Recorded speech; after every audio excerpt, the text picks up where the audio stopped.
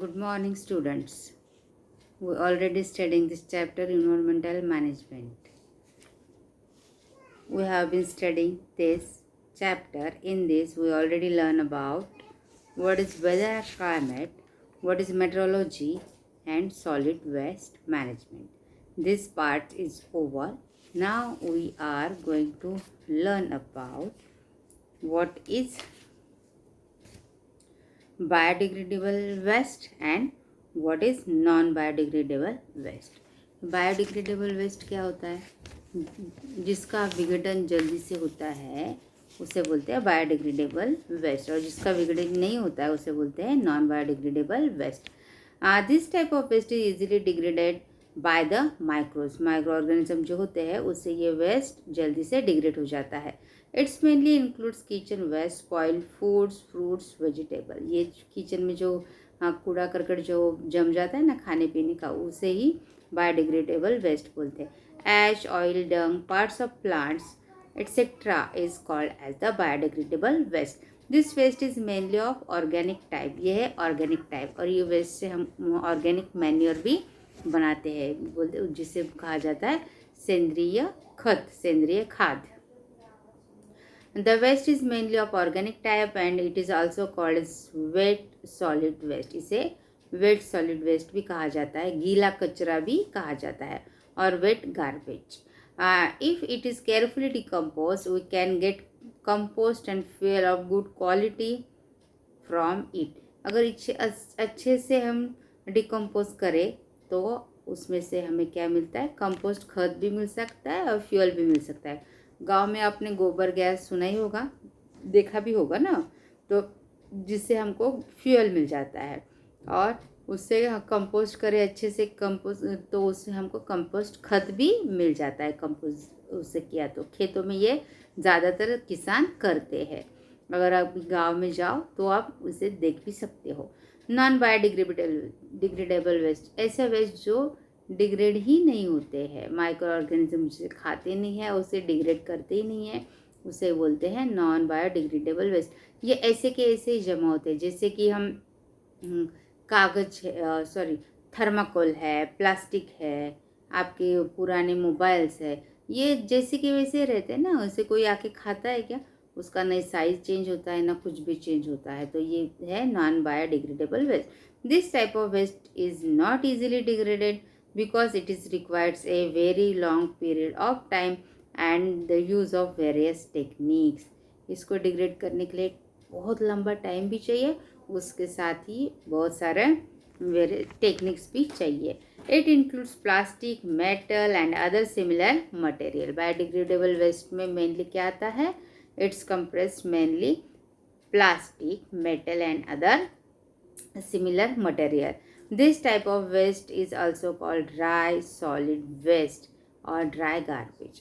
ये इस प्रकार के वेस्ट को dry solid waste and dry garbage भी कहा जाता है. आजकल स्लोगन आपने सुना होगा और लिखा हुआ पढ़ा भी होगा, गीला कचरा सूखा कचरा अलग अलग करना है.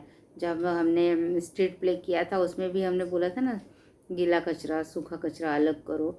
तो ये आपको करना ही चाहिए. आपको पता है ना, ब्लू पॉलीथीन और ग्रीन पॉलीथीन आपको इस्तेमाल करना है. किसके लिए? Dry garbage as well as wet garbage के लिए. इसे क्या होगा? कचरे का विघटन अच्छे से हो जाएगा, और जिसकी वजह से हम दोनों कचरा अलग अलग रखने के कारण इसका यूज़ अच्छे से कर सकते हैं. बायोडिग्रेडेबल वेस्ट को अलग डाल के उसका कंपोस्ट बना सकते हैं, और उसमें से ये नॉन बायोडिग्रेडेबल वेस्ट अगर अलग रखे तो उसका रीयूज़ भी किया जा सकता है. Now see here, why is it is necessary to recycle non degradable waste. Non degradable waste degrade होते ही नहीं है, तो उसे सालों साल लगते हैं. तो इससे अच्छा है कि उसका रिसाइकल करके रीयूज़ करें, है ना. अगर आपको कैरी बैग बैन करना है, कुछ करना है, तो अच्छी बात है, बैन करो भाई. लेकिन जो आपके घर में पड़ा है उसका क्या? आप हाथ में लेके नहीं जाएंगे बाहर, बस इधर उधर डालेंगे नहीं. इसके लिए आप कुछ नियम बनाओ, अच्छी बात है, लेकिन यूज़ ही करना नहीं है. ये कैसे? अगर आप ठान लो, या आपकी जो भी अथॉरिटीज़ है वो ठान ले कि जितना भी पॉलीथीन है उससे ज़्यादा पॉलीथीन बनेगा नहीं, जो भी है उसका रीयूज़ होगा, अच्छे से कलेक्शन होगा, हर एक घर से कलेक्शन होगा, बाहर रास्ते पे फेंका नहीं जाएगा, नदी नाले में गिराएगा नहीं कोई। तो इसका अगर हम अच्छे से ध्यान रखें और उसका रीयूज़ करें, रिसाइकल करें तो कोई प्रॉब्लम नहीं है। लेकिन जब ये हम कैरी बैग यूज़ करते हैं, यहाँ वहाँ कहीं भी फेंक देते हैं अपना यूज़ होने के बाद, तो ये एक तो डिग्रेड होता नहीं है, ये पानी में नाले में गिरता है और जो पाइपलाइन है उसकी नाले की उसको वो जाम कर देता है, जिसकी वजह से पानी का फ्लो होता नहीं है और फ्लड जैसी कंडीशन हो जाती है। That's why we need to properly manage this non-biodegradable waste. Okay, which material are included in solid and dry waste? आपको ये कौन से मटेरियल सॉलिड ड्राई वेस्ट में होते हैं, ये आपने ऊपर का जो टेबल है उसमें पढ़ोगे तो फिर से आपको समझ में आएगा। Now, make a list of various waste materials and articles in your area and prepare a chart as follows. This is homework to you. आप ये प्रिपेयर करो, चार्ट एक प्रिपेयर करो आपके एरिया में, आपके घर में आप क्या क्या पाते हो। जैसे यहाँ पे एग्जांपल दिया है, material plastic bottle, it's degradable और not, it's a degradable. Organic नहीं है, नॉन डिग्रेडेबल और inorganic yes, recycling yes, reuse yes, toxic yes. तो आपको जो भी आप आर्टिकल्स या आपको मटेरियल मिलता है उसका आप ऐसे विवरण करोगे, आप क्लासिफिकेशन करके आपका होमवर्क मुझे सेंड करोगे। Nowadays an electronic device, the cell phone is very popular from a mobile shop near your house. Find out how they dispose of old and broken down cell phones. आपके यहाँ पे near by बहुत सारे आपको cell phone के दुकान मिलेंगे, तो उनके यहाँ जो उसका ख़राब मोबाइल आ जाते हैं, इकट्ठा हो जाते हैं, वो तो क्या करते हैं उसका, तो उसका रीयूज़ करते हैं या फेंक देते हैं। आप ज़रा फाइंड आउट करो।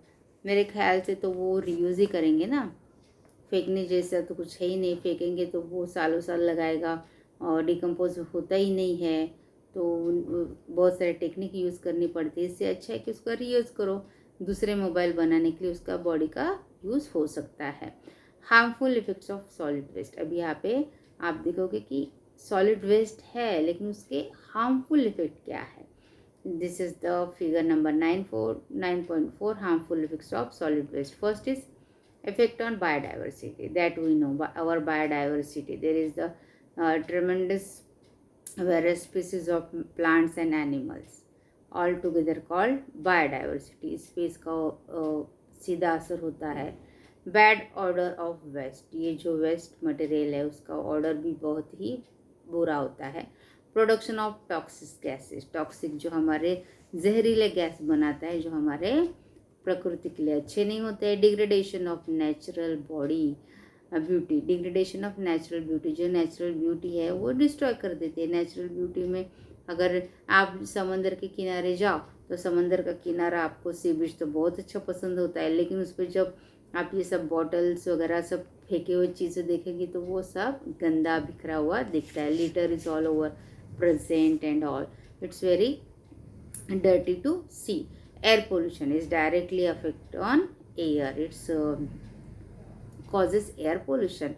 Water pollution, it's also causes water pollution as well as soil pollution and responsible for spreading of diseases. इससे डिसीज भी होता है, रेडिएशन होता है तो बहुत सारे डिसीज होते हैं ना, तो कैंसर जैसे डिसीज भी हो सकते हैं।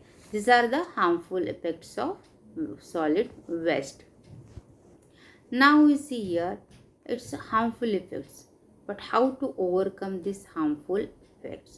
For that purpose, we need to do solid waste management. This is our next topic, necessity of solid waste management.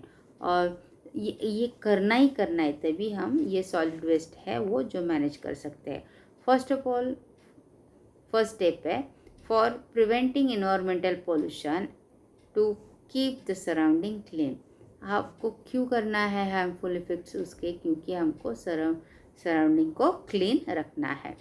For energy as well as fertiliser production and through that to generate work and employment opportunities. इससे हम energy production भी कर सकते हैं, fertiliser production कर सकते हैं, और उसकी वजह से क्या होता है, एम्प्लॉयमेंट लोगों को वर्क भी मिल सकता है। To reduce the strain of natural resources through the treatment of solid waste. Reduce the strain of natural resource, जो नेचुरल रिसोर्सेज है उसमें जो बर्डन बड़ा है वो भी आप ये सॉलिड वेस्ट के मैनेजमेंट से, ट्रीटमेंट से कम कर सकते हो। To improve the health and quality of life and to maintain environmental balance. To improve health and quality of life, अपना हेल्थ और अपना क्वालिटी जो लाइफ का है उसका इम्प्रूव करने के लिए, हम मेंटेन करने के लिए, एनवायरमेंटल बैलेंस करने के लिए हमको ये सॉलिड वेस्ट मैनेजमेंट करना बहुत ही ज़रूरी है। These are the necessities, these are the importance of why we need to do solid waste management to improve the health and our quality of life. Next is solid waste management. यहाँ पे diagram दिया गया है 9.5. You see that it is need of our hour to implement solid waste management practice to avoid a possible problems due to solid waste generated from urban and industrial areas. जो urban area में, industrial area में जो solid waste निकलता है उससे जो problems निकलते हैं वो हमको वो प्रॉब्लम का इरेडिकेशन करना, ये हमारा फर्स्ट कर्तव्य है nowadays. For this purpose we should implement measures like increasing the efficiency of production process so that the minimum waste will be generated. तो हमको ऐसे इस तरह के प्रोसेस इम्प्लीमेंट करनी चाहिए जिसमें कम से कम सॉलिड वेस्ट जनरेट हो। Reducing garbage production by recycling and reuse of waste materials. तो हम और क्या कर सकते हैं, we must do recycling, we must do reuse of that solid waste. It is also a one kind of what do we say, management of this solid garbage. Here is the scientific and eco-friendly waste management. यहाँ पे दिया गया है how to do scientific and eco-friendly waste management. First step is what? Separation and categorization of waste. जो waste है उसको पहले separate करना है, कैटेगरी बनाना है। सॉलिड में भी मेटल है, प्लास्टिक है, जो भी है उसका सेपरेशन आपको करना है, कैटेगराइजेशन करना है। Then second one is composting. First composting में क्या आएगा, इनऑर्गेनिक है या ऑर्गेनिक है। ऑर्गेनिक वेस्ट है तो कंपोस्टिंग होगा, इनऑर्गेनिक है तो नहीं होगा। सेफ लैंडफिल साइट्स, जो सेफ लैंडफिल साइट्स है वहाँ पे आप डाल सकते हैं। Vermicomposting, organic food waste से, ऑर्गेनिक वेस्ट से आप वर्मी कंपोस्टिंग भी कर सकते हैं। Then industrial solid waste management, landfill method. इसमें आप लैंडफिल मेथड कर सकते हैं, इन सीधा गड्ढा खोद के उसमें डाल सकते हो आप। देन पायरोलाइसिस में energy production by the burning of waste and high temperature like biogas and bio electricity. आप उसका बर्निंग से ऑफ वेस्ट से बायोगैस भी बना सकते हैं, बायो इलेक्ट्रिसिटी भी बना सकते हैं।